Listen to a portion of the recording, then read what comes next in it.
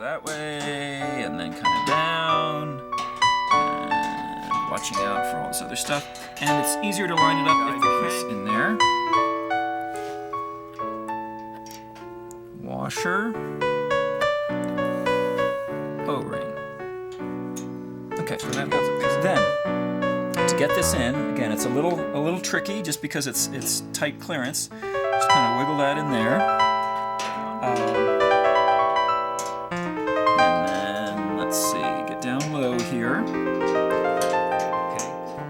So that allows me to get this piece inside the elevator there. Okay. Then I'm going to put